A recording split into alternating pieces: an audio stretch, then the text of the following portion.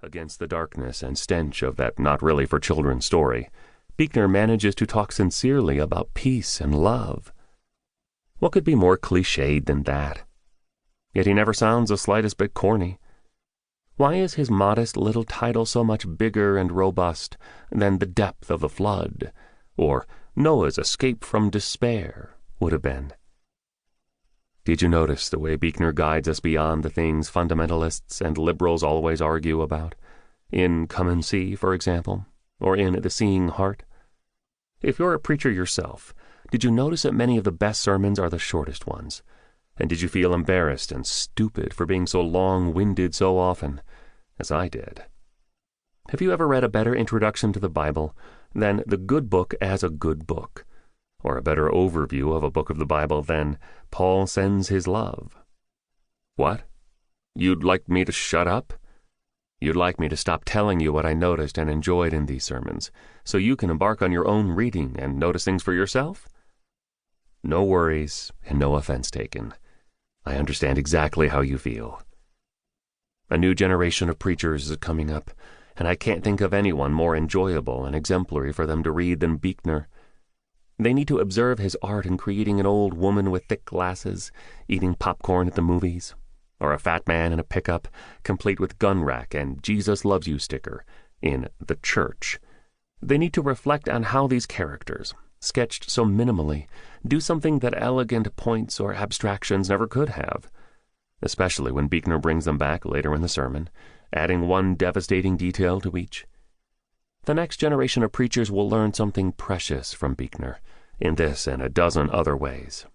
Not, we hope, so they can analyze it or talk about it, but so they can actually catch something of his art, his eye, his heart, so they unconsciously, accidentally, might trade in a few of their points and abstractions for a teenage girl with acne, smoking a cigarette, or the young bride in high heels wobbling down the aisle on her father's arm.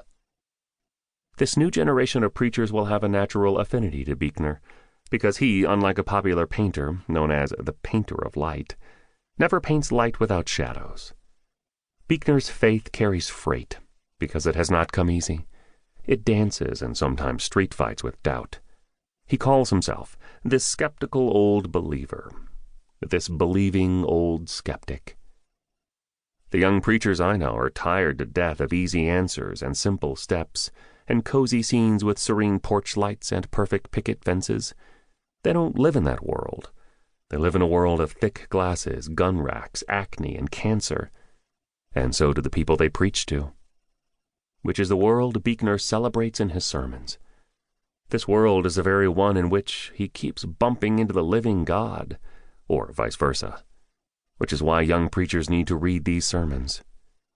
In Faith and Fiction, Buechner describes writing as whistling in the dark, and, no doubt, he'd say preaching is something like that too. Maybe in part both are attempts to convince yourself that dark is not all there is.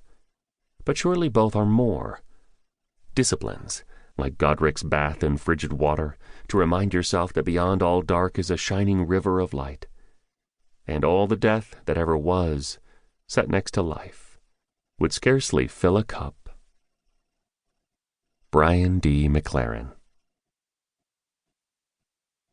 Introduction. The earliest sermon in this collection is The Magnificent Defeat, which I preached at Phillips Exeter Academy around 1959 or so. When fresh out of seminary, I was starting in as the new school minister.